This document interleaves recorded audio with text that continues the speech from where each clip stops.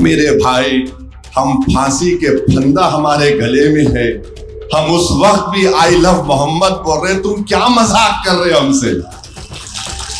क्यों खामखा एक सोए हुए शेर को तुम जगा रहे हो?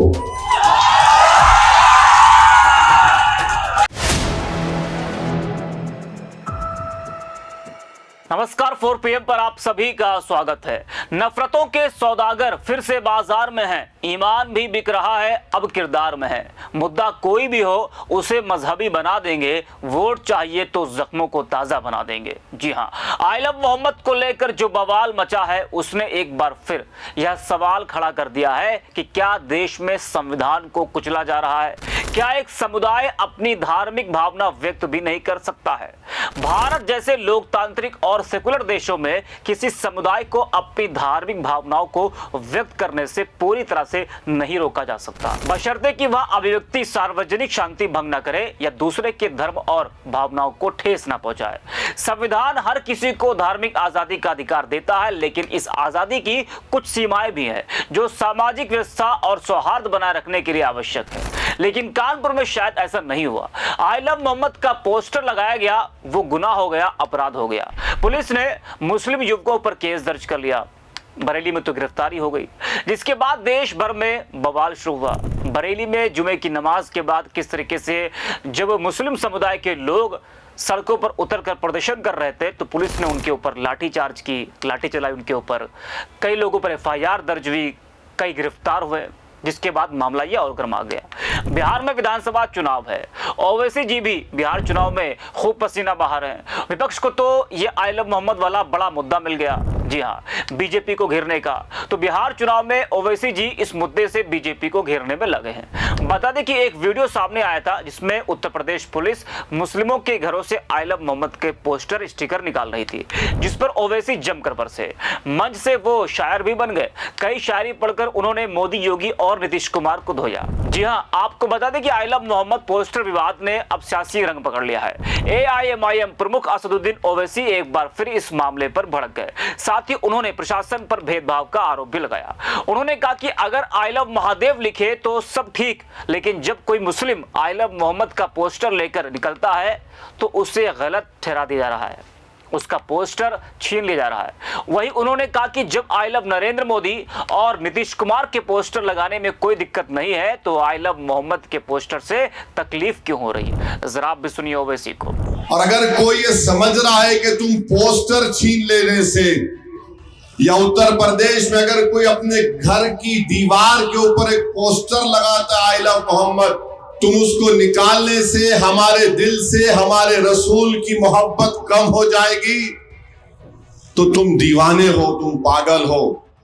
मैं भूखा रहूंगा, मैं भूखा मर जाऊंगा, मैं गरीब हूं या गरीब रहूंगा, मैं दौलतमंद हूं या दौलतमंद नहीं हूं, मगर एक बात याद रखो, हमारे पास जो दौलत है ना, वो हमारे रसूल की मोहब्बत जो हमारे दिलों में है, और हम उसी को लेकर जीते हैं, उसी को लेकर कब्र में जाएंगे। हमारी औलाद भी उसी दौलत को लेकर फख्र करती रहेगी। तुम पोस्टर छीनोगे, वो दीवार से निकालोगे, तो क्या मजाक कर रहे हो तुम? अरे हम कलमा किसका पढ़ते हैं? अशहदु अल्ला इलाहा इल्लल्लाह व अशहदु अन्ना मुहम्मद रसूलुल्लाह, ला इलाहा इल्लल्लाह मुहम्मद रसूलुल्लाह। भारत का संविधान आर्टिकल 25 किस लिए बनाया गया? फिर हाँ, अगर कोई हिंसा की बात कर रहा है, आप फेसबुक करो, कानून हरकत में आ जाए कि कोई गुल बाकी रहेगा ना चमन रहेगा, कोई गुल बाकी रहेगा ना चमन रहेगा, पर रसूलुल्लाह का दीने हसन रह जाएगा। कोई गुल बाकी रहेगा ना चमन रहेगा, पर रसूलुल्लाह का दीने हसन रह जाएगा।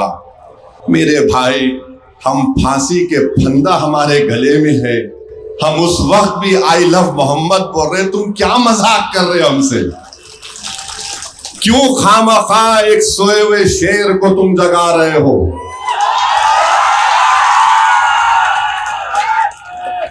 समझ में नहीं आ रहा। तो इनायतुल्लाह काफी साहब फिर लिखते हैं, हम सफरो बाग में है कोई दम का चहचहा, हम सफरों बाग में है कोई दम का चहचहा, बुलबुले उड़ जाएंगी सोना चमन रह जाएगा।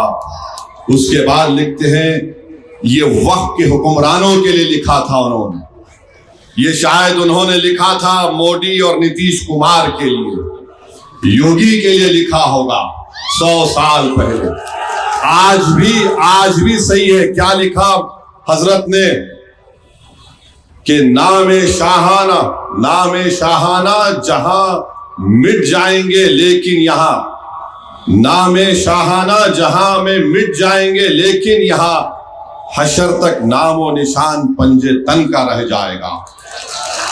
फिर उसके बाद मौलाना काफी ने लिखा, जो पढ़ेगा साहिब लौलाक के ऊपर दुरूद, आग से महफूज उसका तन बदन रह जाएगा। और फिर हजरत ने लिखा, इन जालिम हुक्मरानों के लिए जो आज ही हरकत कर रहे हैं कि सब फना हो जाएंगे काफी लेकिन हशर तक, सब फना हो जाएंगे काफी लेकिन हशर तक नाते हजरत का जुबानों पर सुखन रह जाएगा। ये क्या मजाक कर रहे हैं, ये क्या मजाक कर रहे हैं आप? अगर कोई आई लव मोदी का पोस्टर लेकर गया तो क्या खड़े रह के सेल्फी लेंगे आप? और आई लव मोहम्मद का ले नहीं ले जा सकते, आई लव नीतीश कुमार लेके तो हाँ ये वफादार है।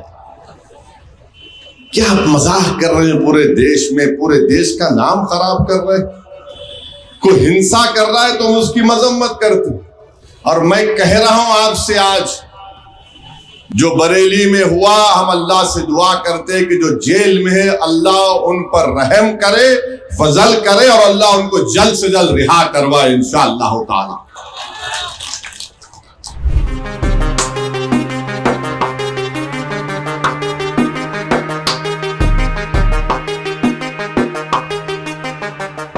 सुना आपने। दरअसल ये जो आई लव मोहम्मद विवाद है, इसकी शुरुआत होती है कानपुर से। कानपुर समेत उत्तर प्रदेश के देश के कई शहरों में कुछ मुस्लिम युवाओं ने आई लव मोहम्मद के पोस्टर लगाए। मुस्लिम समुदाय और विपक्षी नेताओं ने कहा कि इसमें ना कोई नफरत थी ना कोई उकसावा। फिर भी पुलिस ने कई लोगों को हिरासत में लिया, FIR दर्ज की और पूरे घटनाक्रम को कानून व्यवस्था का मामला बताकर राजनीतिक रंग दे दिया गया। कई नेताओं का आरोप है कि योगी आदित्यनाथ की सरकार पुलिस का इस्तेमाल करके एक खास समुदाय को दबा रही है। जो आज मुसलमानों के साथ हो रहा है वही कल किसी और के साथ हो सकता है। इसलिए जरूरी है कि इस धर्म के नाम पर राजनीति करने वालों से सवाल करें। जो नेता चुनाव जीतने के लिए समाज में जहर घोल रहे हैं, उन्हें लोकतंत्र की असली ताकत जनता की एकता और समझदारी से जवाब देना होगा। तो इस वीडियो पे आपकी राय क्या है, कमेंट करके बताइएगा। फिलहाल के लिए इस वीडियो में इतना ही। आप देखते रहिए 4PM।